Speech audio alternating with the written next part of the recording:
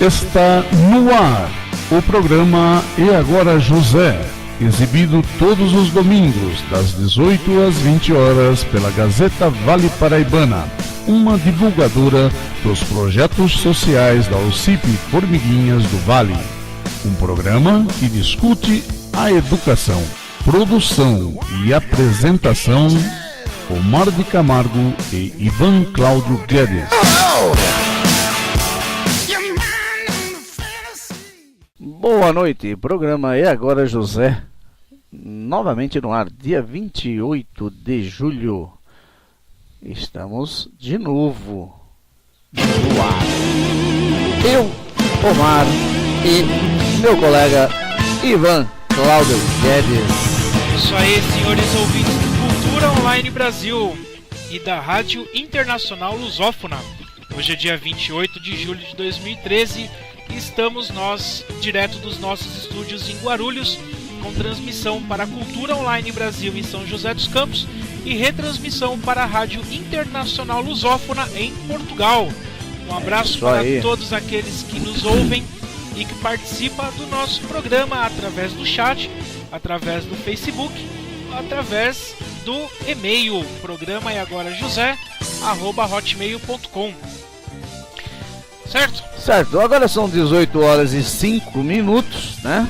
E hoje nós vamos falar sobre... Bom, como acabaram-se as férias, né? Triste notícia, acabaram-se as férias, hoje dia 28 de julho.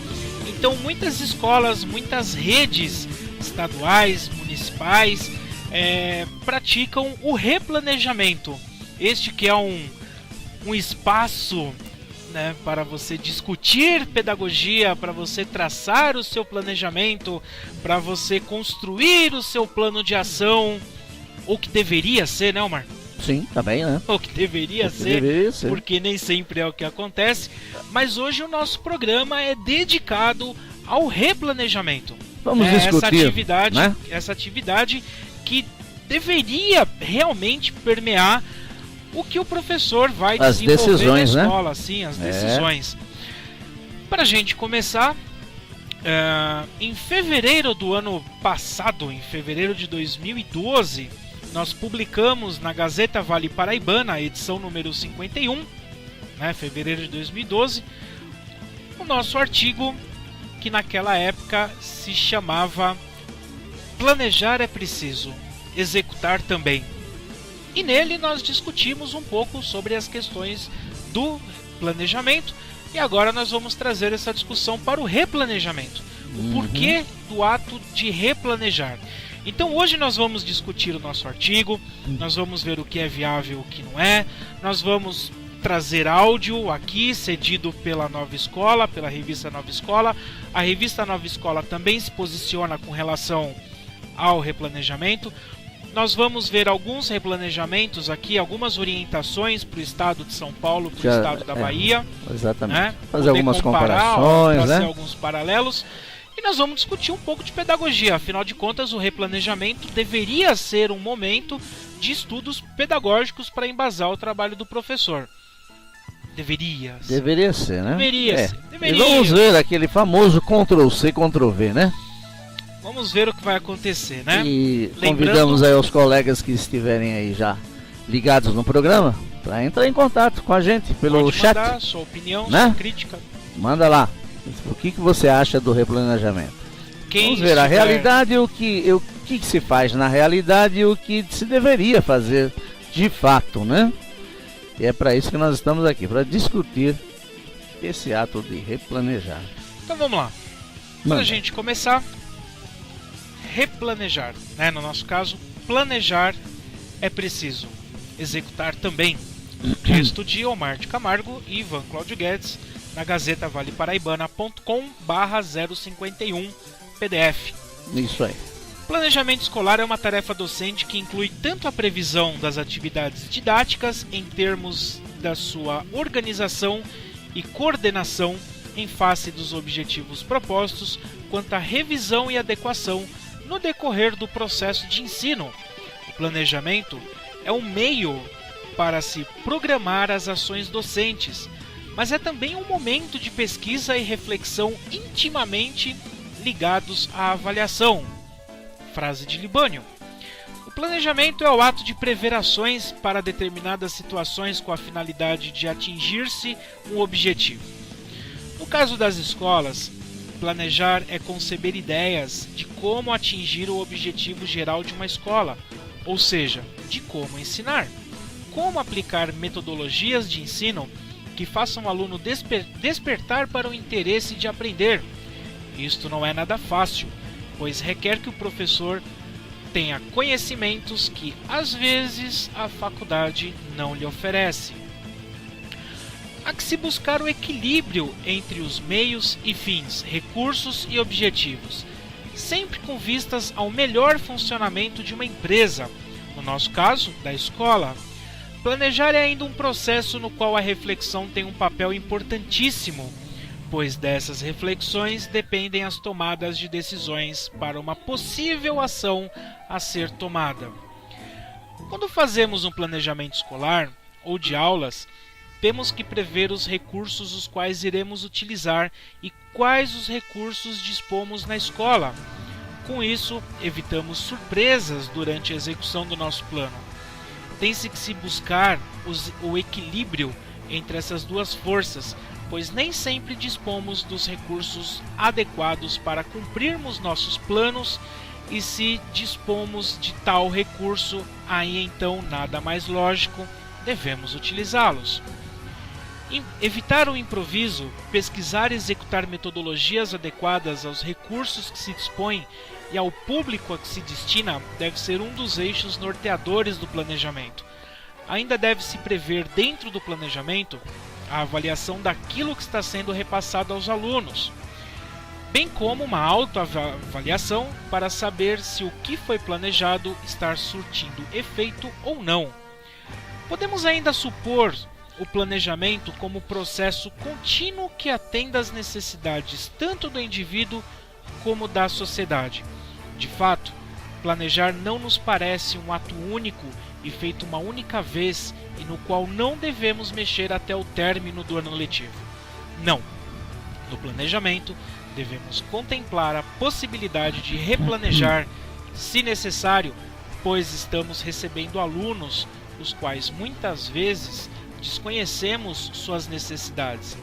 Além disso, nos parece interessante, antes de planejarmos, fazer uma avaliação diagnóstica desses alunos ingressantes para saber quais as necessidades deles e qual metodologia poderá ser empregada para atingir os objetivos pré-definidos. Segundo Vasconcelos, o planejamento tem que ordenar e prever sistematicamente a vida escolar do aluno, de maneira que o processo de tomada de decisões sobre a dinâmica da ação escolar esteja de acordo com a proposta geral das experiências de aprendizagem oferecidas pela escola ao aluno, através dos componentes curriculares. É interessante notar que sistematizar e ordenar toda a vida escolar nos parece um tanto utópico do ponto de vista prático, pois sempre irá haver acordes dissonantes nessa orquestração. Ainda que não se deva dar asas ao improviso, nos parece de bom tom deixar-se um plano B de sobreaviso e, claro, contar com um cabeçal de conhecimento sólido. Algumas de nossas ações necessitam de planejamento, mas muitas não. Em nossas atividades diárias, estamos sempre agindo e antecipando os resultados de nossas ações, mesmo que não estejamos completamente cientes dessa antecipação. Agimos com muito mais frequência do que planejamos. Explicitamente, nossas ações. Poucas vezes temos consciência de estarmos executando um processo de deliberação antes da ação. Assim que tomamos conhecimento de uma ação, ou quando executamos comportamentos bem treinados para os quais possuímos planos previamente armazenados, ou quando o curso de uma ação pode ser livremente adaptado enquanto ela estiver sendo executada, então, geralmente, agimos e adaptamos nossas ações sem planejá-las explicitamente. Uma atividade premeditada exige deliberação quando se volta para novas situações ou tarefas e objetivos complexos, ou quando conta com ações menos familiares. O planejamento também é necessário quando a adaptação das ações é coagida, por exemplo, por um ambiente crítico, envolvendo alto risco ou alto custo, por uma atividade em parceria com mais alguém, ou por uma atividade que necessite estar sincronizada com um sistema dinâmico. Uma vez que o planejamento é um processo muito complicado, que consome muito tempo e dinheiro, recorremos ao planejamento apenas quando é realmente necessário ou quando a relação custo-benefício nos obriga a planejar. Além disso, geralmente procuramos somente planos bons e viáveis ao invés de planos ótimos. É importante que o planejamento seja entendido como um processo cíclico e prático das determinações do plano, o que lhe garante continuidade, havendo uma constante realimentação de situações, propostas, resultados e soluções, lhe conferindo assim dinamismo, baseado na multidisciplinariedade, interatividade, num processo contínuo de tomada de decisões. Esperamos que neste ano o planejamento saia do papel e tome forma dentro da escola. Precisamos que nossos coordenadores e diretores entrem em sintonia com o corpo docente e que a condução da construção do planejamento seja pedagogicamente viável. Não podemos mais perder tempo na escola com reuniões sem sentido e dinâmicas sem fundamento. Não podemos mais entregar planejamentos copiados de anos anteriores sem proposta pedagógica e sem didática. Se servir de exemplo, segue a nossa sugestão. Abertura das atividades com retomada dos objetivos do sistema de ensino. Recomendamos aqui também uma revisão da Constituição Federal, obviamente que os artigos pertinentes à educação, o Estatuto da Criança e do Adolescente e a Lei de Diretrizes e Bases da Educação Nacional 939496. A retomada da legislação específica do seu sistema de ensino quanto à função da escola. A comparação entre a legislação e as tendências pedagógicas e teóricas atuais da educação. A exploração dos PCNs, tanto específico para quem é do ensino fundamental 2, quanto dos PCNs das disciplinas, do ensino fundamental 1, quanto os temas transversais, ética, meio ambiente, saúde, pluralidade cultural, orientação sexual, educação e saúde e trabalho. Exploração dos PCNs por área de ensino. A partir da exploração dos temas transversais, pode ser construído um mapa de conceitos com os temas que são mais urgentes na realidade e em que cada escola está inserida. Discussão do calendário escolar, datas, projetos e eventos. Retomada das orientações curriculares do sistema de ensino em que você está inserido. Materiais disponíveis e infraestrutura oferecida pela escola. Estratégias de recuperação paralela e contínua e partir efetivamente para a organização das aulas. A partir desses tópicos acima, acreditamos que os professores terão maior clareza para iniciar a construção do seu planejamento sem copiar e colar dos anos anteriores. Acreditamos também que a coordenação tenha em mãos seus planos estratégicos para o corrente ano para que evite um improviso ao longo do ano letivo. A documentação pedagógica, estando afiada de acordo com as necessidades escolares, diminuirão os estresses de final de ano, tais como os índices de reprovação e a insatisfação de que os alunos não aprendem nada na escola pública. Esse foi o nosso breve artigo publicado no mês de fevereiro de 2012 na Gazeta Vale Paraibana e que a gente está utilizando hoje para dar início a essa discussão, a esse bate-papo sobre o replanejamento. Omar? Bom, muito se tem falado do replanejamento ou do planejamento, né? Lembrando que um replanejamento só tem sentido se houver um planejamento anterior, né? Ninguém vai pretender replanejar aquilo que não foi planejado, né? Então, se não foi feito um planejamento adequado no início do ano, vai replanejar o que agora? Né? Se você fez um Ctrl+C, Ctrl+V, vai replanejar o quê? Né? Não vai ter muito o que fazer. É chovendo molhado.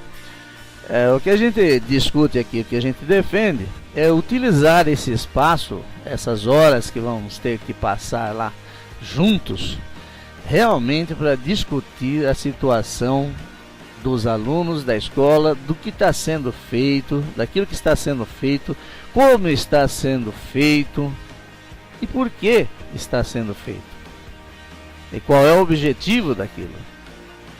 Né? O que se pretende fazer? Quais são os projetos pedagógicos? Né? Quais se não tiver um projeto pedagógico, né? que se crie um projeto pedagógico. Aí você pergunta assim, mas como assim não há projeto pedagógico na escola? Não tem, ué. Tem escola que não tem, não. Tem escola que aquilo vai, né? Assim, ao sabor das ondas. Acontece. Pode ser difícil, mas acontece. Né? Difícil? É difícil. Né? Projeto político-pedagógico copiado na internet. Um plano de Será gestão, que tem? Um plano de gestão que é igualzinho ao primeiro que foi feito, nós só mudou o nome do diretor, por exemplo. Né? Tem dessas coisas. Né? Regimento escolar copiado na internet. É o básico, né? Sem adaptar as necessidades da escola. Exato. O problema que eu identifico, que eu vejo, é que o projeto político-pedagógico, plano de ação, plano de gestão, plano de participação, cada lugar tem um nome, o regimento escolar, tudo isso daí é visto, infelizmente, pela maioria, não são por todos, mas por uma grande parte, como burocracia, como papel sobre papel, perda de tempo. Né?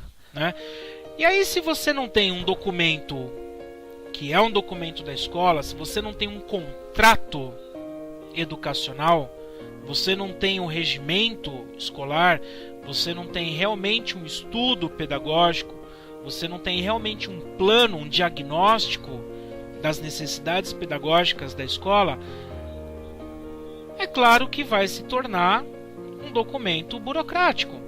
Agora, vamos pegar esse documento e colocar ele em prática.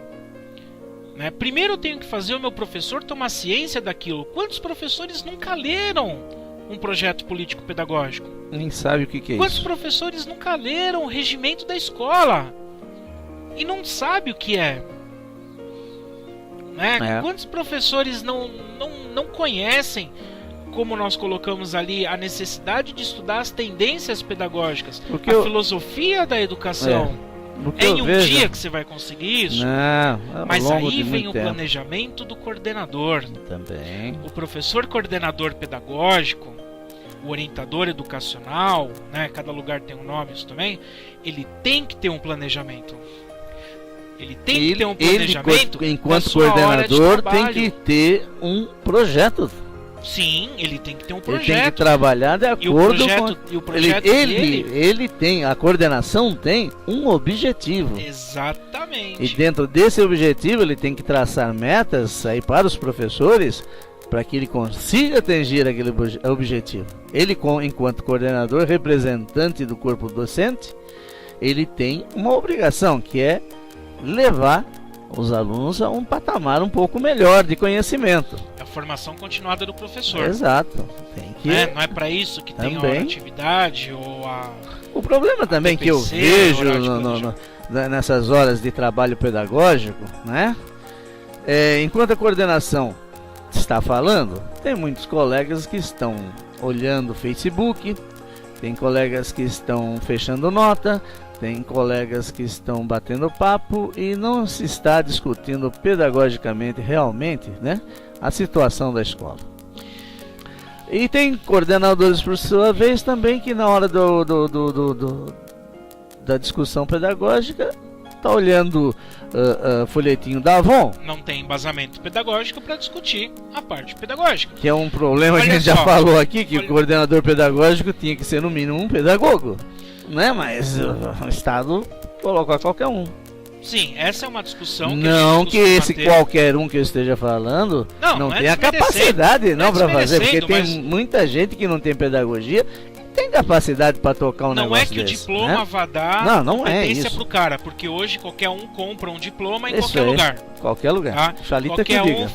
Qualquer um faz uma faculdadezinha meia boca ou à distância, né? Paga para alguém ir lá fazer os exercícios, pega o diploma, pronto, é pedagogo, pode, né? Não é que o diploma vá por si só dar funções ao coordenador, mas entende-se que, em teoria, um professor, uma pessoa que passe por uma faculdade e estude, de fato, né? E goste do ele vai ter embasamento para trabalhar a formação continuada dos seus professores, né? Agora, você imagina, por exemplo, minha formação é em geografia, a formação do Omar em química, né? Depois eu fui fazer pedagogia. Você imagina eu, formado em geografia, sendo responsável pela formação pedagógica dos professores da minha escola. Eu, enquanto coordenador pedagógico. Eu não tenho embasamento para isso. Eu preciso estudar pedagogia. Né? E eu fui estudar pedagogia, né? Até para poder ser pedagogo também. Mas para eu encarar um grupo de professores e ser responsável pela formação continuada deles, eu preciso ter o conhecimento pedagógico. Então, imagina eu formado em educação física. Nada contra a educação física, mas é uma área específica de conhecimento. Né? O Omar, formado em química, um professor de química, sendo responsável pela formação pedagógica, formação continuada pedagógica, dos professores de língua portuguesa, de matemática, de ciências, de história, vai de geografia. Lascado, que eu não entendo nada. Não sou pedagogo, não fiz pedagogia. Então, nesse ponto, a gente bate muito forte nessa tecla de que o professor coordenador pedagógico, ele tinha que ser pedagogo para ter o conhecimento pedagógico. Agora, isso por si só não vai resolver. Agora, né? Eu preciso deixar bem claro... Pode ter tudo isso, mas não ter vontade de fazer nada. Sim, muita gente que tem o título de pedagogo não exerce, né? A pedagogia. Tem o título, mas não é pedagogo. Tem o título só para poder ter o carimbinho lá, né? De diretor, vice-diretor ou o que seja. Agora, como foi dito aqui no chat, o replanejamento, ele acontece quando fazemos a autoavaliação do nosso trabalho e refletimos acerca das ações que executamos com os nossos alunos. Perfeito. Né? É isso Se mesmo. eu fiz um planejamento no começo do ano, mandar um abraço para a Sueli, né, que contribuiu aqui. Se eu tenho um planejamento realmente feito e não copiado e colado, né? Se eu tenho um planejamento feito e agora no meio do ano eu tenho esse espaço para bater as avaliações dos meus alunos, quantos alunos eu tenho, né, em tais situações? Por exemplo, uma prática que imagino que seja muito comum entre os professores de ensino fundamental 1. Então você fecha o final do ano sabendo quantos alunos você tem alfabéticos, letrados, não alfabetizados, alfabetizados, enfim, dentro das categorias lá, das hipóteses de escrita, né? Então agora você faz o mapeamento desses alunos e vê o que você vai precisar fazer para o segundo semestre. Para que cheguem todos ao final do ano no mesmo ponto, alfabetizados. Muito bem, né? Mas aí você tem um objetivo. Exato. Traga isso para o ensino fundamental 2 e ensino médio. Qual é o objetivo do ensino fundamental 2 do ensino médio? Mas é que tá, né? No fundamental 2 e no ensino médio você não tem essa planilha de acompanhamento, né? Vamos guardar as devidas proporções, né? E lá você acompanha lá o silábico, pré-silábico, meio alfabetizado, alfabetizado inteiro. Tem um monte de coisa. Né? E a professorinha... Essa planilha de acompanhamento... sabe o que está acontecendo com cada aluno. E o que ela vai fazer, quais são as tomadas de ações para que aqueles alunos que ainda não chegaram no ponto ideal possam conseguir chegar, né? Agora, no ensino fundamental 2 e no ensino médio, isso não existe. Bom, primeiro que não estaríamos falando de alfabetização ainda, Que pretende-se que objetivos. Que se chega no Fundamental 2 ele esteja alfabetizado, né? Então, mas aí olha só que interessante. No nosso artigo, nós falamos sobre a utilização do PCN. Sim. Os PCNs, cada disciplina, os PCNs têm os seus objetivos. Exato. Então, se eu sou professor de Geografia do Ensino Fundamental 2, do Ensino Médio... Você tem que montar seu planejamento baseado nos seus objetivos. Eu vou pegar o meu PCN, eu vou pegar o PCN, vou observar quais são os objetivos, em cima daqueles objetivos vai vir a minha preparação de aula. A minha avaliação vai servir para saber se eu atingi aqueles objetivos com os alunos. E para atingir esses objetivos... E agora no meio do ano, eu vou pegar a avaliação para saber o que eu consegui atingir com os meus alunos ou não. Um outro detalhe também do planejamento, eu ia falar uma coisa, eu vou falar outra. É sobre a avaliação. Que a boa parte dos professores fazem avaliações sem ter um objetivo, não está de acordo com o objetivo do PCN, por exemplo, né? Por quê? Eu faço uma prova, faço uma avaliação por aluno. O que eu pretendo com aquela avaliação? O que é que está se pretendendo obter? Você quer saber o que do aluno? Se ele decorou no meu caso, decorou toda a tabela periódica, isso é uma loucura, isso não se faz há muito mais tempo do que se imagina. Mas o que é que você pretende? Qual é o objetivo? Está de acordo com o PCN? Se o PCN te pede lá, faça assim, assim, assim, assado. Então você monta a sua avaliação em função desse objetivo. Aliás, seria interessante até que o professor colocasse na prova do aluno lá, na avaliação do aluno, qual é o objetivo que ela pretende. Esta prova pretende obter isso, essa assim, avaliação, assim, né? Eu acho a palavra... Avaliação, prova não, vai. Prova? Provar o quê? Na minha época era prova. Prova do quê? Não vai provar nada. Então, esta avaliação tem por objetivo avaliar se o aluno conhece isso, aquilo, se ele domina isso, habilidades, competências, a respeito de um determinado assunto. E não conteúdo pelo conteúdo. O que se fazia antigamente, pelo menos, de planejamento, você lembra? Pega o livro, né? Pega o livro e vai copiando os pontos que tem no livro. Então, o que se pretende? Que o aluno aprenda isso assim, assim. O que você vai usar? Los e giz. E não se tinha um projeto transversal, né? Uma interdisciplinariedade, nada. Quase nada. Muito pouco. Então acho que o planejamento e o replanejamento é para se estudar isso, para verificar isso. O que é que eu posso fazer? O aluno tem dificuldade em matemática, tem dificuldade, portanto, em física e em química. Então, os professores de matemática, física e química, o que eles vão fazer para ajudar? Qual o planejamento, qual a ação em cima daquele grupo para resolver? Ele tem que aprender matemática. Mas peraí.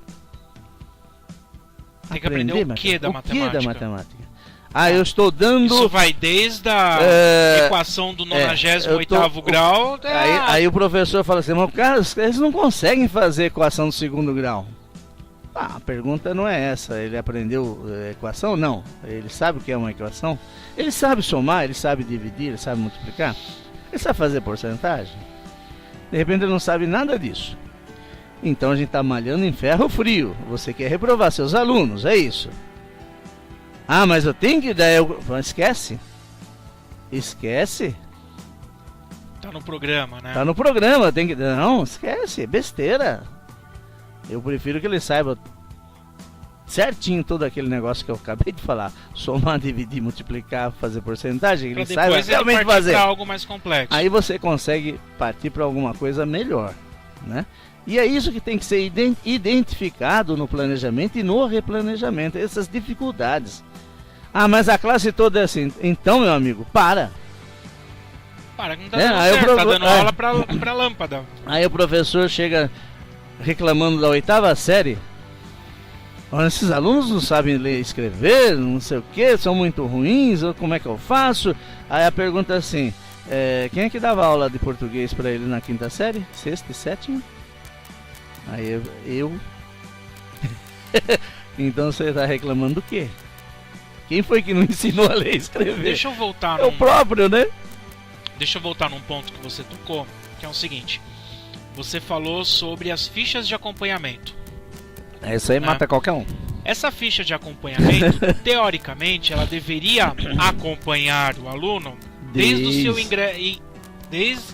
seu ingresso na escola. Interessante. Desde o seu início na escola, mostrando cada etapa que ele foi superando e o que foi feito para... Só que aí, muita gente utiliza esse papel como burocracia pedagógica. Muita gente assinala qualquer coisa, né? Muita gente faz de qualquer jeito, né? No Fundi 1, eu não sei te explicar por que isso acontece.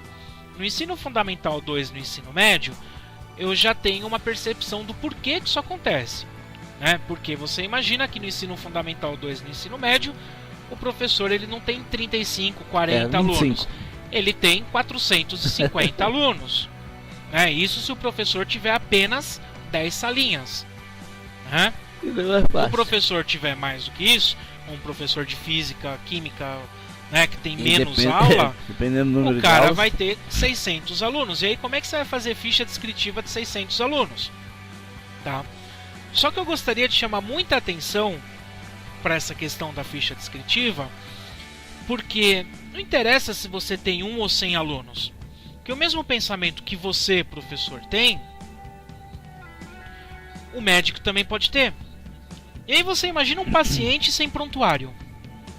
Você imagina um médico que quer fazer tudo rapidinho e mete lá qualquer coisa no prontuário e entrega para outro médico. E aí, o que você faz com esse moleque, com esse cidadão? Tá lascado.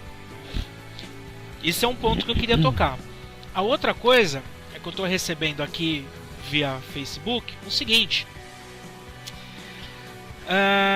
O problema do replanejamento em Guarulhos é que a quantidade de textos inúteis enviados pela secretaria. Textos que não apresentam uma abordagem pedagógica, mas sim uma abordagem política sobre o que a prefeitura vem fazendo para aumentar a quantidade de escolas, para melhorar a qualidade da escola. A gente deixa esses textos de lado e usamos outros textos, né? Então, essa liberdade o professor tem que ter. Aí depende do sistema que você está falando, meu amigo. Porque senão você tá lascado. Depende do sistema que você está falando.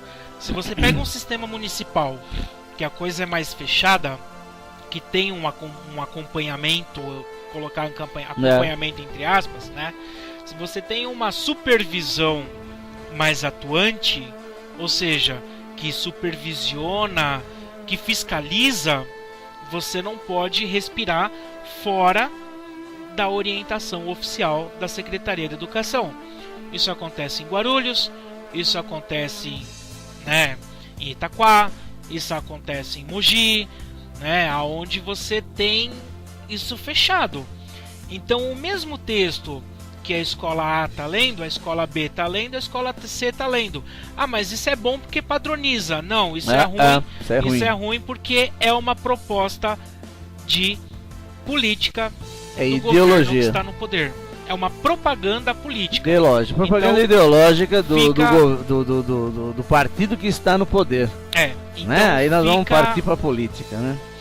Então fica aqui essa reclamação de ouvinte, de que em Guarulhos o problema é a qualidade dos textos que são trabalhados no planejamento. É como você colocar a criança numa escola militar, daquelas, de formar militar mesmo, e colocar textos para a criança se tornar um militar. Quer dizer, é uma espécie de fundamentalismo, aí no caso ideológico, do partido que está no poder. Isso é perigoso. Vamos ao nosso primeiro intervalo, porque já são 20 para 7. Já ficamos aqui 40 minutos. Vamos lá. E continue escrevendo pelo Facebook, Programe Agora José. Mesmo que você não queira, escreva. E quem está no chat do culturaonlinebr.org/chat também pode interagir no grupo de discussão neste momento. Certo? Vambora? Vamos lá. Intervalo. Intervalinho, já volta. Vai embora não. Estamos de volta, o programa É Agora José, 18 horas e 52 minutos, hoje com o tema planejar e replanejar é preciso? E executar também. Executar, idem. Olha só, aqui no chat do culturaonlinebr.org/chat, o pessoal está discutindo justamente sobre avaliação.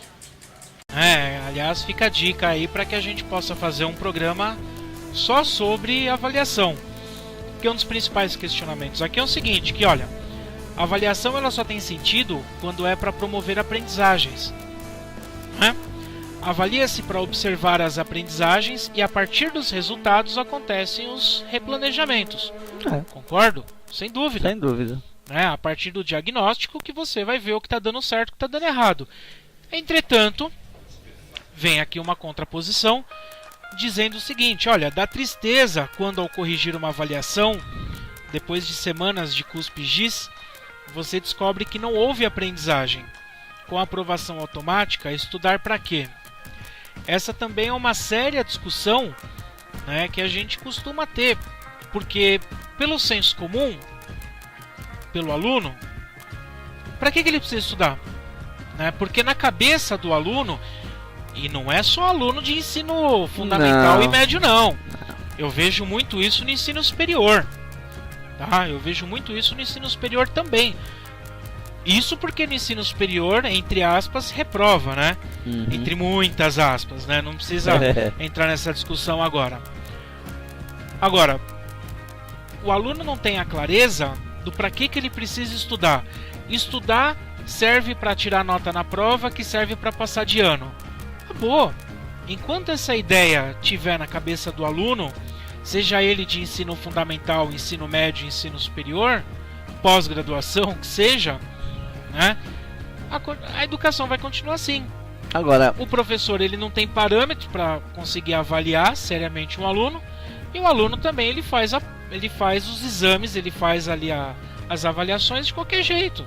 Segundo você está dizendo, o aluno não tem a clareza de que ele precisa, a clareza de saber que ele precisa estudar para passar, né? Ou seja, passar porque sabe. Porque vai passar de qualquer jeito. Agora eu pergunto, o professor tem clareza porque ele precisa ensinar?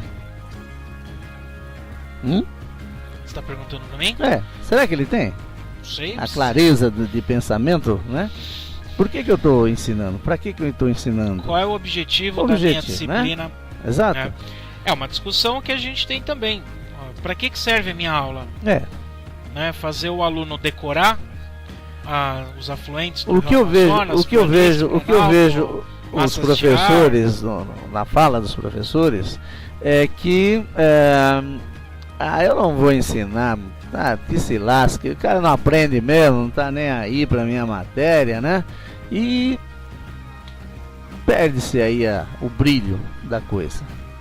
Se ele não tiver objetivo no trabalho dele, ele vai fazer. Aí a gente ganha tão mal, o cara não quer saber, não presta atenção, é indisciplinado, é isso, é aquilo, e deixa o barco rolar. Olha, talvez, Mário, eu consiga te responder essa pergunta no dia 1º de agosto. Porque no dia 1º de agosto, a Gazeta Vale Paraibana estará trazendo o artigo Síndrome da Amnésia Pedagógica. Viu só? Sabia que você tinha alguma coisa na agulha, é por isso que eu perguntei. Dia 1º de agosto, acessa a mais Gazeta novo Vale artigo Paraibana, você vai descobrir da dupla dinâmica. Será que o professor tem clareza? A famosa SAP, Síndrome da Amnésia Pedagógica. Em breve, na Gazeta Vale Paraibana. Olha só, voltando aqui, agora nós vamos ouvir um áudio, quando o vídeo estiver disponível no YouTube, você vai assistir um vídeo. Aí vai ter um vídeo. A professora Priscila Monteiro, ela que é coordenadora de formação em matemática da Prefeitura de São Caetano do Sul, na Grande São Paulo. E é selecionadora do prêmio Victor Civita, educador nota 10. Isso. Da revista Todos pela Educação. Vamos saber o que ela pensa. E ela aborda alguns aspectos relativos ao planejamento da escola e das atividades do professor em sala de aula.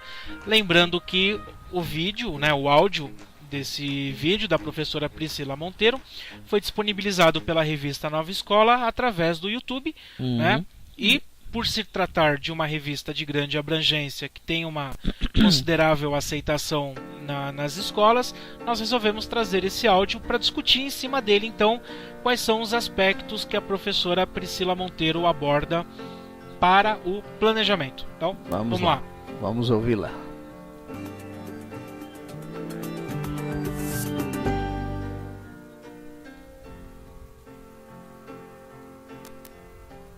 A primeira coisa que o professor pode considerar é as diferentes instâncias de um planejamento. Então, uma coisa é um planejamento, um currículo nacional, né? Então, como o PCN. O PCN, ele, como o nome já diz, ele é um parâmetro para toda a nação. Então, quando um professor vai realizar o seu planejamento, ter como parâmetro o que está colocado no PCN, é uma decisão importante. Depois disso, muitos estados e municípios têm seus próprios currículos. Nem todos têm, mas alguns estados e municípios têm seu próprio currículo. Esses currículos dos estados e municípios geralmente são baseados no PCN e eles conseguem ter um nível de detalhamento maior do que tem o próprio PCN. Então, ao realizar o planejamento, o professor tem que olhar para se tem esse currículo na rede em que ele trabalha, no município que ele trabalha, no estado que ele trabalha. E o ideal é que essa primeira parte do planejamento seja feita coletivamente, porque a escola pode estabelecer metas comuns e pensar nessa continuidade do que acontece de uma série para outra, de um ano para outro. Além disso, cada professor tem que pensar como é que as coisas vão se desdobrar ao longo do próprio ano. Depois o professor vai ter que considerar o que sabem os seus alunos para poder fazer um planejamento. Ao considerar o que sabem os seus alunos, a primeira coisa, assim, um bom planejamento, eu costumo dizer que está atrelado a uma boa capacidade de antecipação do que os alunos podem fazer frente a determinado conhecimento.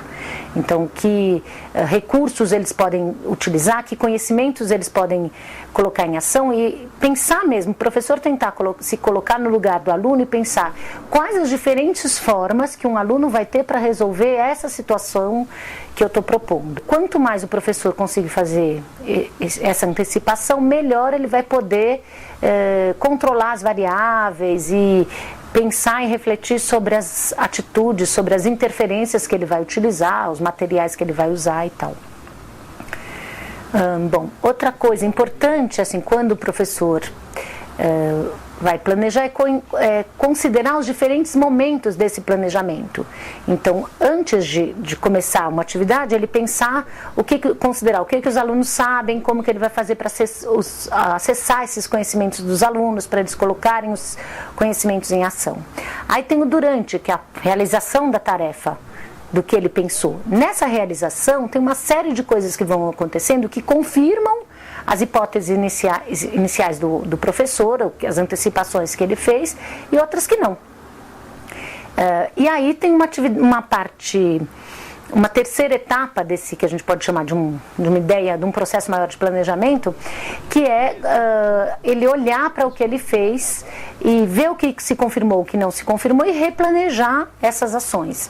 Então, às vezes a gente pensa em determinadas coisas e planeja muito longo e aí a gente vê que as coisas não andaram exatamente como a gente antecipou, então a gente tem que ir ajustando os rumos, corrigindo e tal. Acho que algumas dicas aí para um professor pensar no planejamento é que considerar os seguintes aspectos.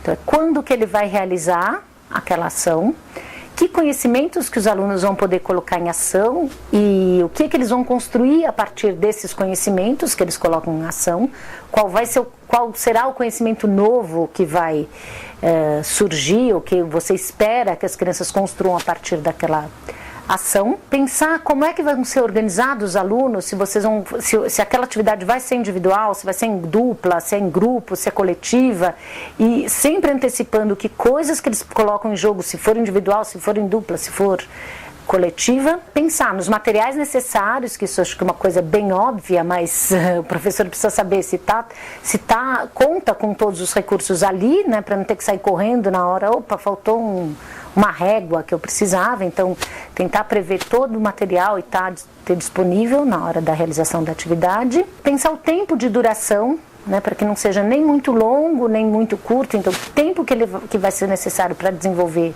aquela tarefa e como que ele vai avaliar os conhecimentos que os alunos colocaram em jogo, quer dizer, o que eles aprenderam de fato naquela atividade.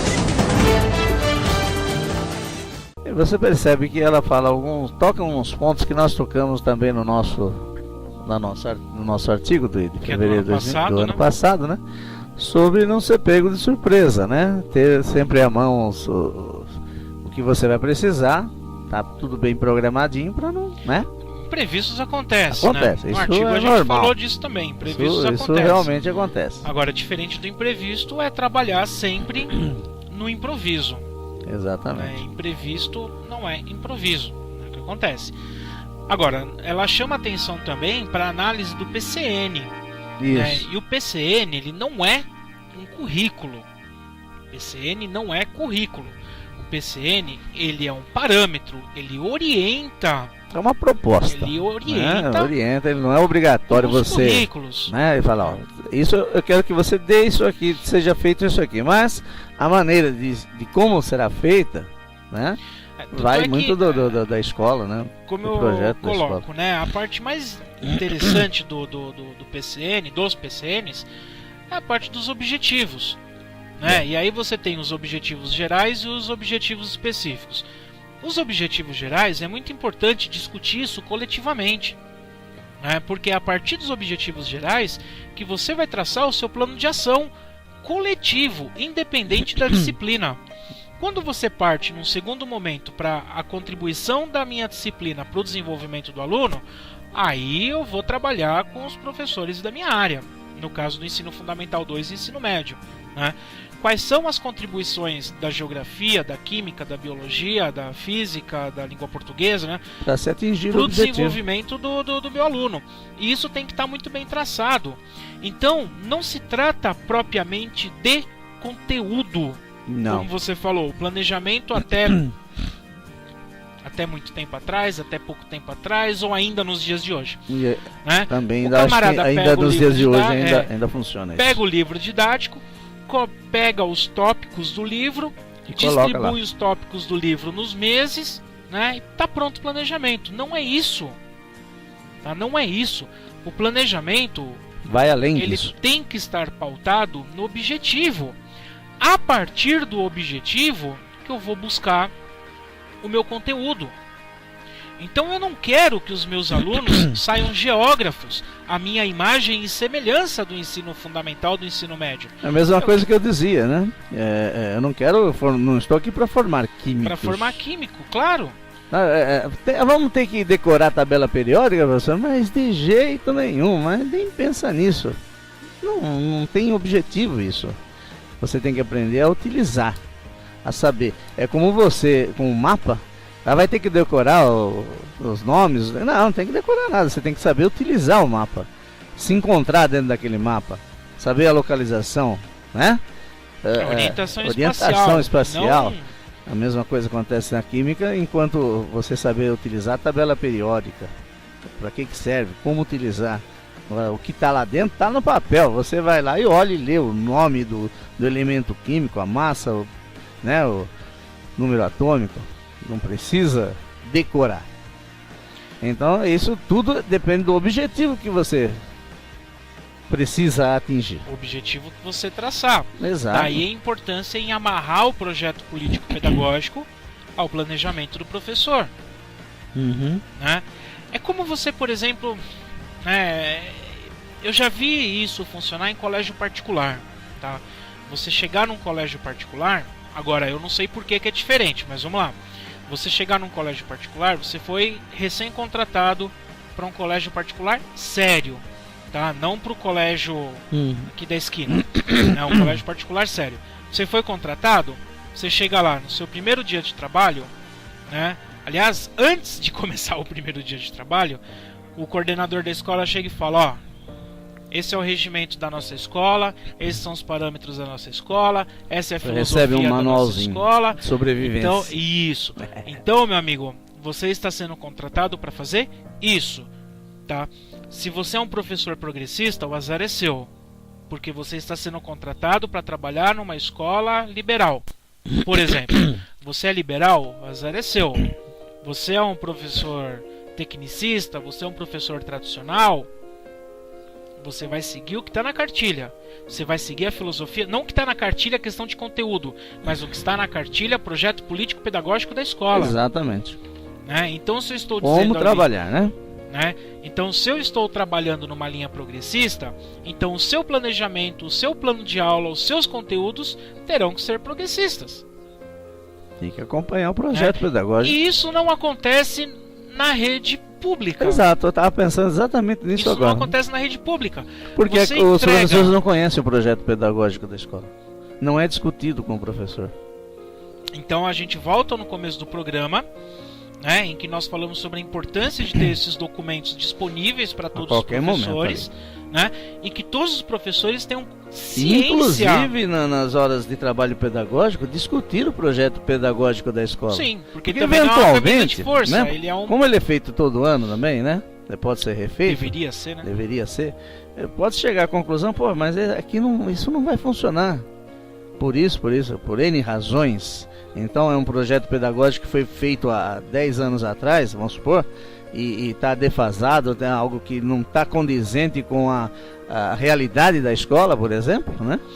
Então tem que dar uma arrumada, tem que dar uma garibada nele para poder funcionar. E isso influencia diretamente no objetivo do planejamento, dos objetivos, né, de cada professor para se atingir o que foi proposto. A revista Nova Escola também coloca aqui 5 pontos sobre o planejamento bimestral. Então, o primeiro ponto que eles colocam é promover a retomada de metas. Sim. Fazer uma revisão do projeto político-pedagógico, que a gente está falando, e observar quais são os objetivos que a escola quer atingir, é o primeiro passo do planejamento. Tem que definir a escola antes de mais nada. Se a escola não tiver claro, se ela não tiver definição, né? Aí tá lá. Tá, fazer o quê? Objetivo. Aí você pega o projeto político-pedagógico da escola e tá escrito lá: promover o pleno desenvolvimento da cidadania e sua qualificação para o mercado de trabalho. Legal. Isso significa o quê? Sei lá. Tem que ser objetivo. Um objetivo tem que ser objetivo. O próprio nome já diz objetivo. Quando você fala promover isso, é tão amplo, que está fadado ao insucesso. Né? Está fadado ao insucesso. É amplo demais, é tão genérico que acaba sendo disperso. Sei lá, tem que ser refeito. Um outro ponto dentro desse primeiro item que a revista Nova Escola traz, e que aí eu já coloco as nossas ressalvas, é reunir todos os indicadores de desempenho escolar externos e internos, como os números de aprovação, evasão, reprovação e os resultados da Prova Brasil, do SAEB e do Índice de Desenvolvimento da Educação Básica, o IDEB, e se houver de avaliações estaduais. Como se isso fosse simples, né? Aí, como se isso fosse uma coisa... A gente tem que tomar coisa cuidado, isso não fácil de fazer. Ruim. Não, ruim tá? não. Não é ruim. Não é ruim. Você ruim. Fazer lá os gráficos da sua escola, a quantidade de evadidos, de aprovados, reprovados, isso é bom. Isso é bom porque é uma avaliação interna. Agora, quando você parte para SAEB, para SAERJ, para SARESP, né? Para indicadores estaduais, indicadores que tem lá, para IDEB, né? Indicadores que considera lá. Que na verdade eles têm um outro objetivo, que não é o objetivo da escola. Exatamente. Aí já se torna um problema, porque aí a gente pode cair em outro problema nosso, que é a paranoia pedagógica atrás de metas. Que foi, inclusive, motivo de um artigo também. Dois, aliás, dois. Né? 1 e o 2. Né? Sendo que o primeiro quase gerou o nosso primeiro processo. Né? Mas não vem ao caso. Né? Porque nós vivemos num país que tem múltiplas opiniões. Agora, a gente tem que tomar cuidado para que essa análise sistemática dos indicadores, como o SAERJ... Também não vira uma paranoia, né? Não virar uma paranoia. Vamos correr atrás de meta. A nossa meta é o objetivo geral da escola. A nossa meta não é atingir o índice. Não é SARESP, não é IDEB. DESP, né? IDEB, DERJ... E idiotices a mais. que existem. né? Então a gente tem que tomar cuidado com isso. É necessário sim, como eu já falei, não vou mais bater nesse assunto, mas tem que tomar cuidado para não virar uma paranoia. Não virar uma paranoia. Não. Em segundo lugar, acompanhar a evolução do aprendizado, sem dúvida, né? Acompanhar bimestralmente. Isso aqui é difícil no ensino médio. É difícil, mas não é impossível. Não, impossível não, difícil. É difícil devido à quantidade de alunos porque que nós temos para cada professor. Exatamente. Agora, acompanhar a evolução do aprendizado requer também que você tenha avaliações objetivas, né? Você saiba por que está avaliando. Aí a gente volta a discutir a avaliação. Qual competência e qual habilidade está sendo avaliada, certo? Para saber se o aluno realmente conseguiu progredir ou não. É complicado, porque assim, eu entendo, eu sei perfeitamente como é que é a vida de um professor, né, de educação básica, e isso que a gente está falando aqui requer um trabalho de escritório muito grande, muito profundo. Porque você imagina você pegar as avaliações dos seus alunos, você pegar a ficha descritiva dos seus alunos, você vê o rol de competências e habilidades que aquele aluno tem que atingir, e você, um por um, você ir verificando eles, você ir mapeando aonde estão os problemas. Então, olha o tamanho do trabalho de gabinete que o professor deveria fazer. Aí, você vira e fala assim, a culpa é do professor que não faz? Não, porque ele precisa de horas para isso. Ele precisa de tempo para isso. A culpa aí é do sistema. O sistema educacional, que não prevê isso. Federal, estadual ou municipal. Quer dizer, na verdade prevê, mas para que serviria? Vamos voltar à lei do piso de 2008, né? Para que serviria esse 1/3 da hora atividade do professor?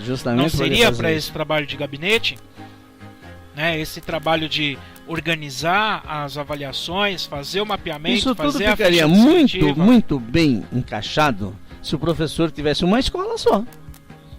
Claro. Que ele tivesse 600 alunos, mas uma escola só. Sem dúvida. E ele trabalhasse 8 horas por dia. Quer dizer, ele dá as aulas dele, e depois ele tem as horas que ele vai trabalhar. Na escola, não é para ir para casa trabalhar em casa, não, que em casa ninguém trabalha. Não, é na escola. Ficar na escola, das 7 às 16 horas, por exemplo, tendo a sua hora de almoço, etc. E ganhar o salário equivalente, que compensasse isso. Aí você pode dar as fichinhas todas para ele, que aí ele tem condições de fazer. Agora, quem dá aula em 6 escolas, 7, sei lá quantas, e tem o mesmo tanto de fichas para fazer, não dá, né, fofo? Para que o coitado não consegue. Aliás, às vezes não é nem querer deixar, não quero fazer, sou contra isso. Não, é que nem dá para fazer. Nem dá. Você imagina, você dá... Então na teoria é muito bom, mas na prática a coisa entrava. Você dá 6 aulas, né? Então depois das 6 aulas você tem lá mais 2 aulas, o tempo de mais 2 aulas, para você poder mexer com a sua papelada. Sim. Imagina isso por dia.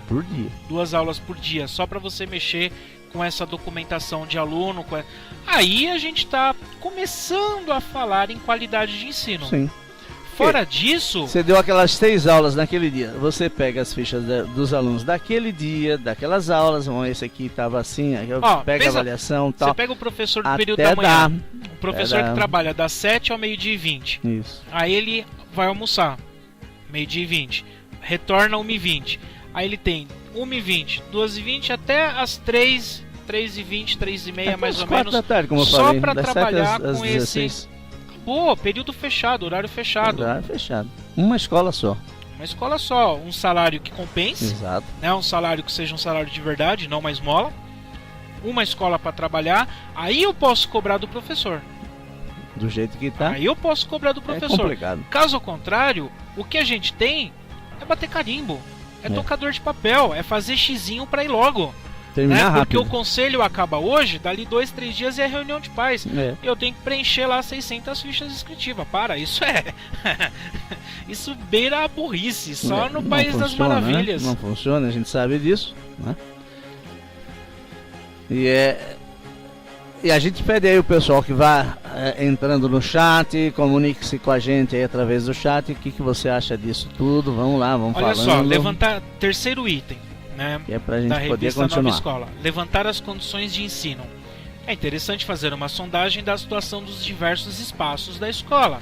Uma sala de aula, pátio, a quadra, banheiro, atentando para a necessidade de reformas ou manutenção de equipamentos disponíveis, funcionamento de torneira, o estado de móveis em sala de aula ou até mesmo condições de piso. Além da questão de segurança, ter esses ambientes limpos, organizados. Então, quer dizer, eles falam aqui que é importante também fazer um levantamento da parte física da escola, né? A possibilidade de você usar laboratório de informática se tiver, né? Biblioteca. Quais são os livros? Quais são os livros disponíveis na sua escola? Será que todos os nossos professores têm ciência do material que tem na escola? Ter a relação em mãos, né? Dos vídeos disponíveis, dos áudios disponíveis, sei lá, livros disponíveis. Tem escola que tem biblioteca, tem escola que não tem biblioteca, Exato. Tem escola que tem sala de leitura, tem escola que não tem sala de leitura. Tem sala que tem biblioteca, mas não tem professor para tocar a sala de biblioteca. E por aí vai. É importante fazer esse levantamento. Tem escola que tem jogos e aí o camarada não sabe. Realmente não sabe, fica guardado, né? Fica guardado. Não sabe, ou se sabe, não Não sabe usa. como utilizar. Exato. Que também é outro problema. E aí uma função do coordenador, levantar esse problema, saber quem... Você sabe, nunca usei, professor. Não sabe? Então vem cá. Olha, isso funciona assim, assado, cozido e tal. Ele fez o quê? Já auxiliou o professor, já deu ferramentas para o professor poder utilizar o equipamento que a escola dispõe, né? Não é só levar o aluno para ver videozinho, não. Tem muitos jogos bons. Se for para ver vídeo, que não seja apenas para ocupar o tempo, né? Né? Separar o que compete ao conselho, né? Traçado um panorama geral do aprendizado, da estrutura escolar, é fundamental identificar quais dificuldades são comuns à maior parte da turma e quais são restritas a alguns alunos. Aí é onde nós temos a questão do mapeamento desses alunos, né? Então, como é que eu vou trabalhar? Eu vou agrupar esses alunos que têm maior dificuldade? Não vou agrupar?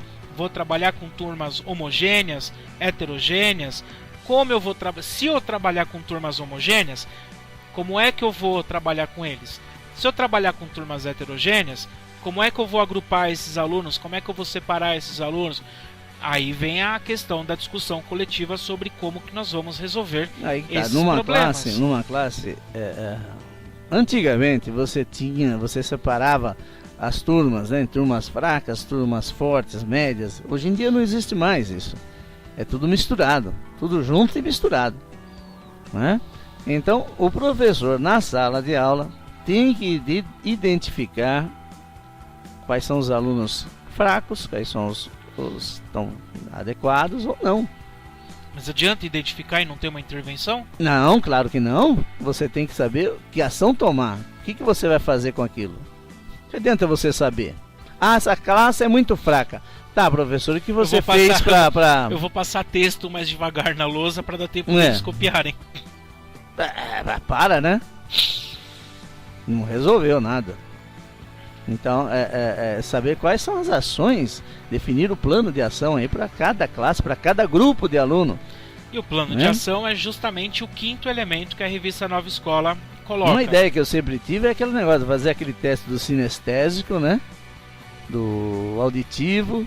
Porque tem, né? Tem cara que aprende só de olhar, tem cara que não aprende nunca, né?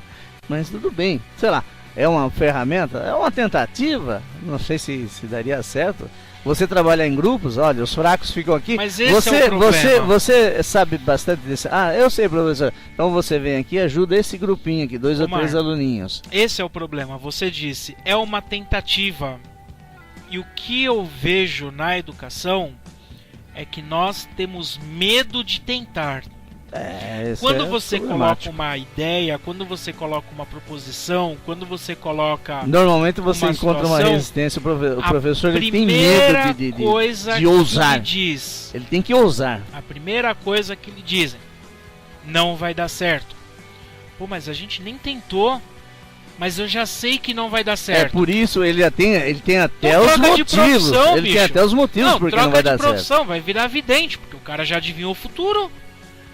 Tudo que você propõe pro cara, o cara já adivinha o futuro. Isso aconteceu comigo há um bom tempo atrás, em que eu E não é só professor não, viu? Coordenador, vice-diretor, diretor... Do planejamento, conversava com professores de biologia, né? E o que vocês dão assim, tal, no primeiro... dava não sei o que lá, papapá, peptídeos, não sei o que. Eu falei, opa, peraí.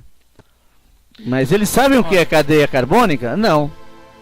Isso eu dou no terceiro ano. Cadeia carbônica? Eu dou no terceiro ano, química orgânica. Como é que eles fazem isso com biologia no primeiro? Tá totalmente errado. Olha, vamos fazer o seguinte. Pegar os professores, os colegas, nós vamos dar a estrutura do carbono, vamos dar ligações duplas, simples no primeiro ano. No primeiro semestre. Pelo amor de Deus, você tá maluco? Isso não vai dar certo. Você vai falar de hibridização do carbono no primeiro ano? Não vou falar de hibridização do carbono, mas porque eles não vão entender nada no primeiro ano. Nem eu. Nem você.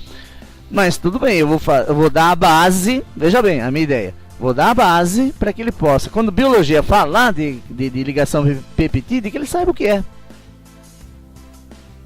Adivinha o que aconteceu? Deu certinho. Deu certinho. Né?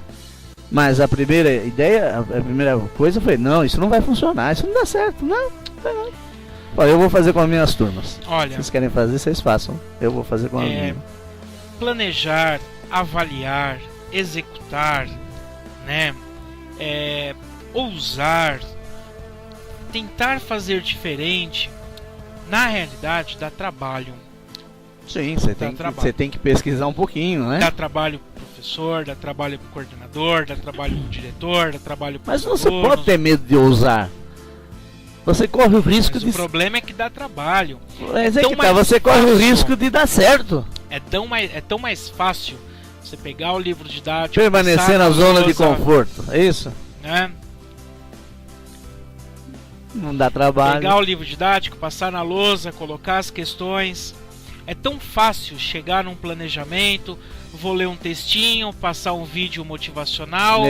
Aí, galera, passa uma dinâmicazinha lá, beleza? Entrega o planejamento até o dia 5, beleza? Falou, tchau pra vocês. E cada um vai Ctrl+C, Ctrl+V, tão né? mais fácil fazer isso do que discutir realmente, né? Agora eu queria que vocês, ouvintes, eu gostaria muito, de verdade, eu gostaria que chovesse reclamação dizendo que a gente é louco, porque nas escolas não é isso que acontece. Exato. Eu queria muito ter esse cala-boca, mas não adianta uma ou duas escolas não. Eu queria muito que a nossa caixa de e-mails, o programa agora josé@hotmail.com, enchesse de e-mail falando assim, vocês não sabem o que vocês estão falando. Vocês não têm noção do que vocês estão falando. Porque na minha escola nós discutimos, fizemos, planejamos, replanejamos, avaliamos. E é uma escola que dá certo. E é uma escola que os alunos saem de lá. Nada funcionou, vai também? Não. Fizemos tudo isso e nada funcionou. Não, Omar, eu quero ser calado. Você não tá me entendendo. Eu quero ser calado. Eu quero que alguém calhe a minha boca. E diga assim, olha, nós fizemos tudo aquilo que vocês falaram que as escolas não fazem. E que a nossa escola dá certo sim. Só que a gente não vê isso. A gente conversa com o professor de Espírito Santo, a gente conversa com professores do Rio de Janeiro, a gente conversa com professores do Rio Grande do Sul, a gente conversa com professores do Ceará, né? Começar a enumerar aqui da onde são os nossos amigos do programa Agora José, a gente vai ficar aqui tempos. E a gente vê que o problema é semelhante. A gente vê que o problema é igual. Não tem o problema é igual. Né? O problema é igual e a gente não vê as pessoas se mexendo para falar, olha, está diferente, olha, vamos tentar fazer isso. Manda pra gente, né? A gente precisa, aqui a gente está discutindo já há quase 1h30 e a gente não descobriu a roda, a gente está falando o óbvio. Qual que é o óbvio? O óbvio é que o período de replanejamento tem que ser um período de estudo. De reflexão, de reavaliação daquilo que vem sendo feito, que tá dando certo ou tá dando errado. Ajustar o rumo. Opa, tava indo por esse caminho, mas não tá funcionando muito bem. Vamos torcer pro lado de cá para ver se encaixa.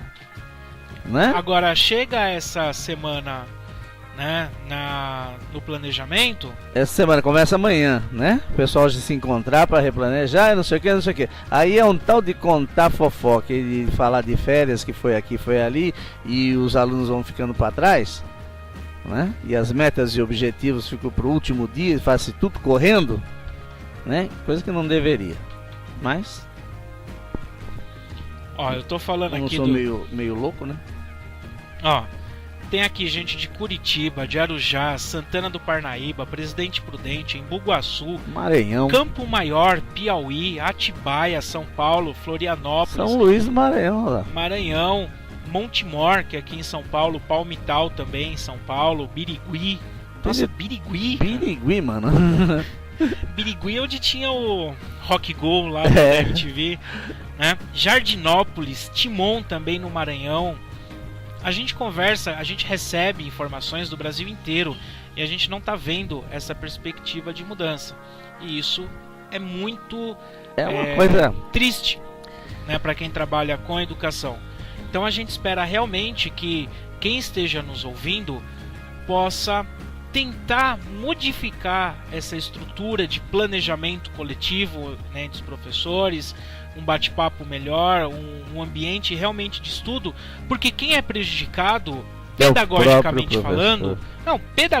falando, o prejudicado é o aluno. Bom, sim, quem vai se lascar no final da história, lá no fim, na ponta do negócio, é o aluno, não tem a menor dúvida, né? Vamos fazer mais um intervalo e aí a gente volta falando sobre...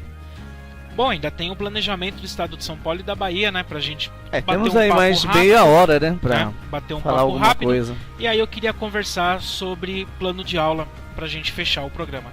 Então vamos para um intervalo. Na volta do intervalo, planejamento do estado de São Paulo e da Bahia e planos de aula. É isso aí. Acabou que a gente volta.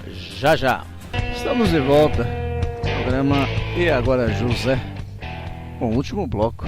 Hoje discutindo planejamento e replanejamento. São 19 horas e 41 minutos. Olha, os nossos ouvintes nos mandaram aqui duas orientações para planejamento, para o replanejamento, né? Uma é da Bahia e a outra é do estado de São Paulo.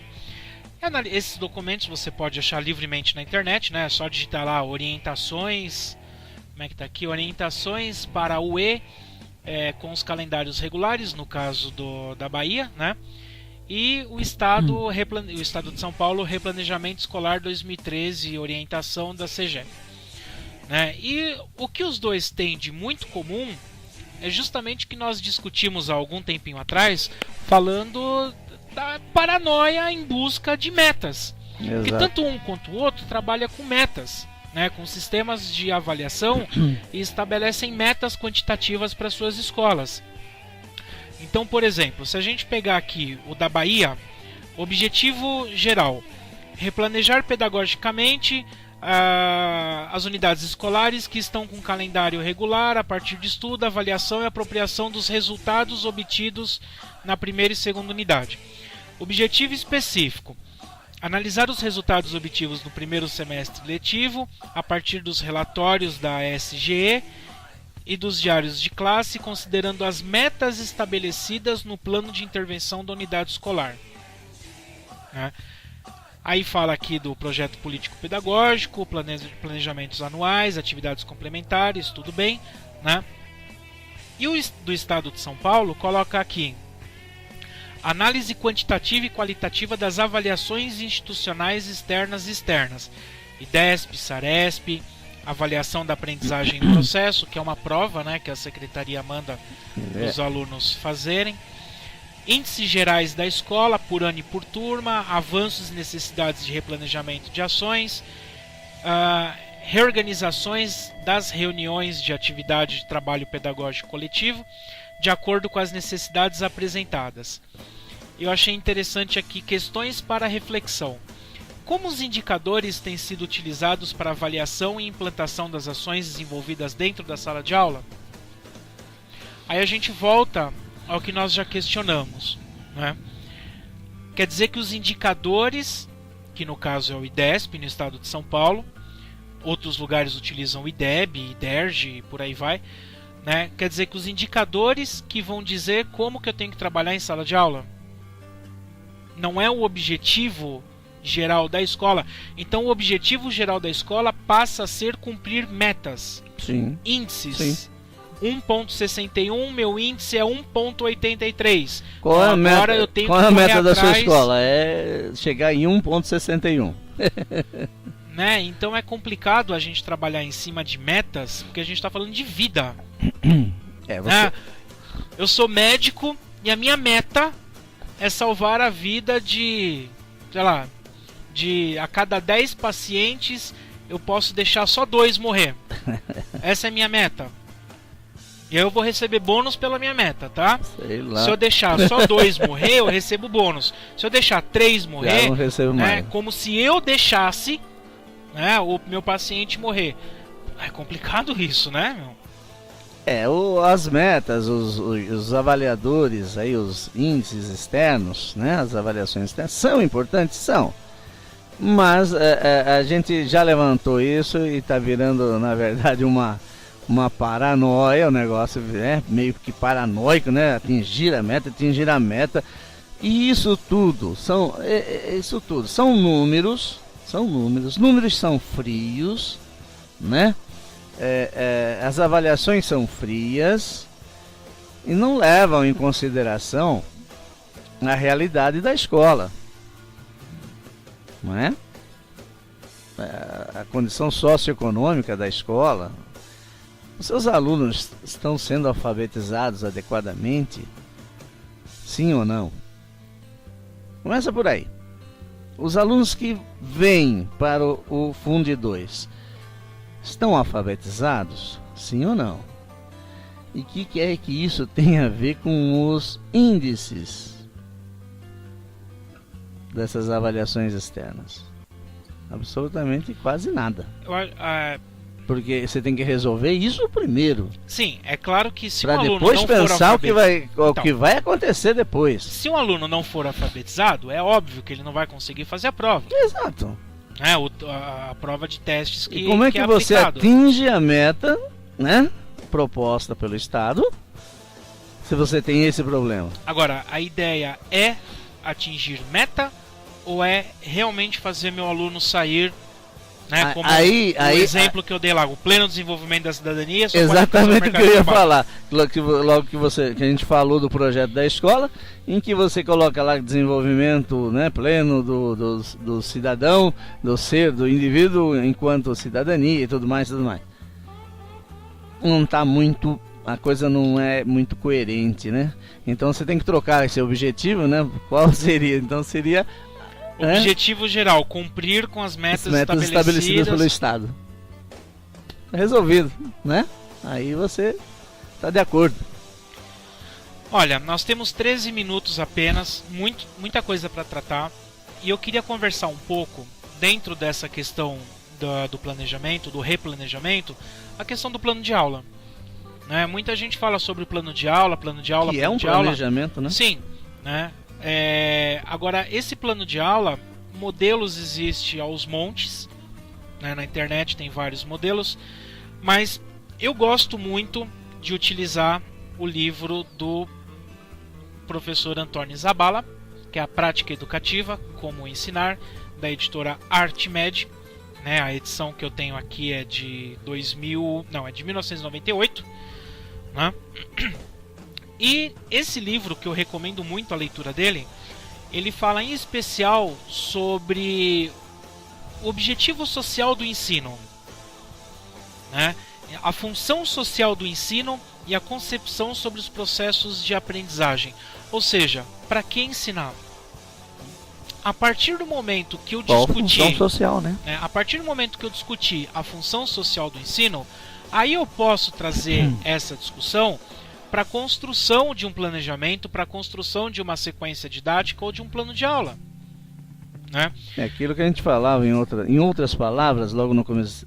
Qual o objetivo? Definir por que, né, a escola existe, qual que é que ela pretende. O que eu vou fazer com aquela comunidade, né? Exatamente. Qual é a função social da escola frente à comunidade que ela está inserida. Aí, a partir disso, eu vou começar a fazer planejamento, plano de aula, plano de estudo. De repente, olha, me passou agora pela ideia. De repente você vai detectar que na sua comunidade escolar tem um alto índice de gravidez precoce. Pô, vai ensinar logaritmo, equação de segundo grau? Pra quê? Pode ser que esse alto índice de gravidez precoce esteja ocorrendo em escala logarítmica.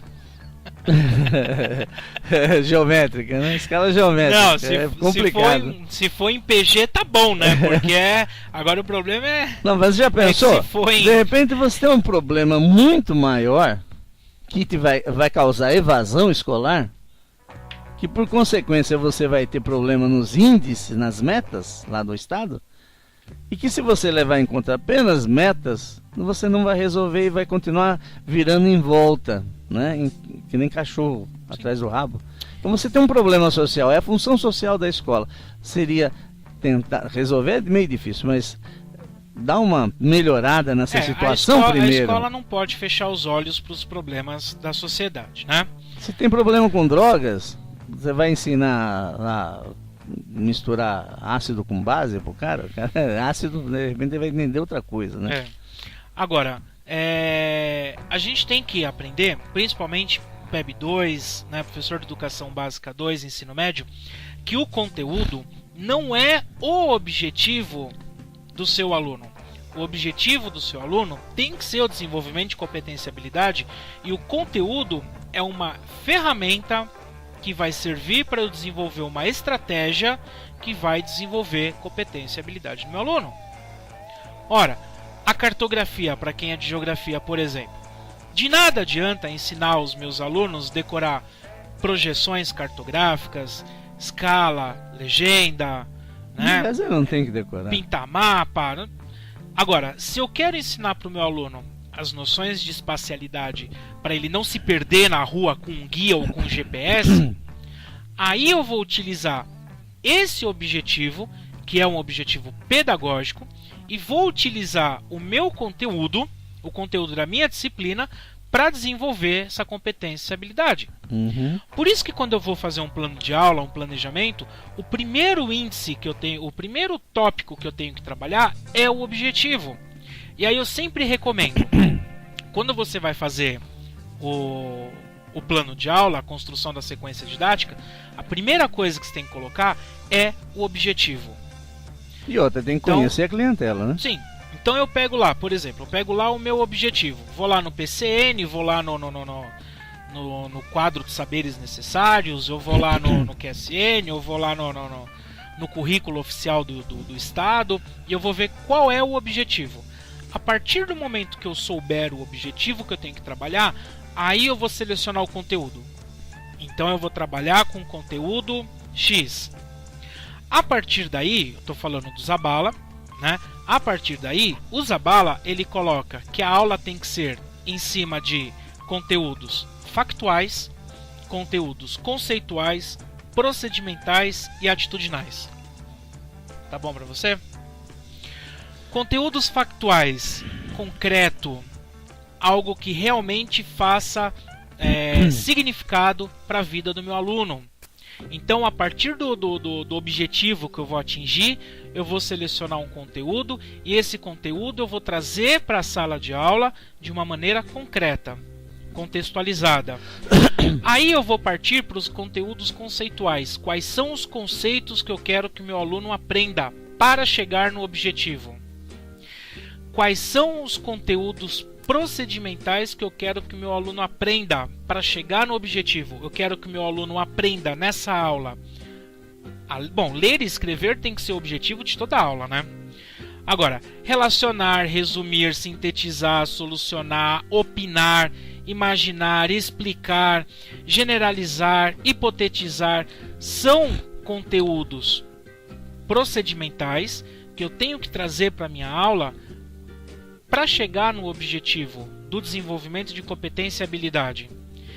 E é claro, o conteúdo atitudinal, uma atitude, um valor de sociedade, né? Um valor que não misturando com valores morais, éticos, religiosos, valores de sociedade, respeito às pessoas, valorizar o meio ambiente, aceitar uma opinião diferente da sua. Isso são conceitos atitudinais.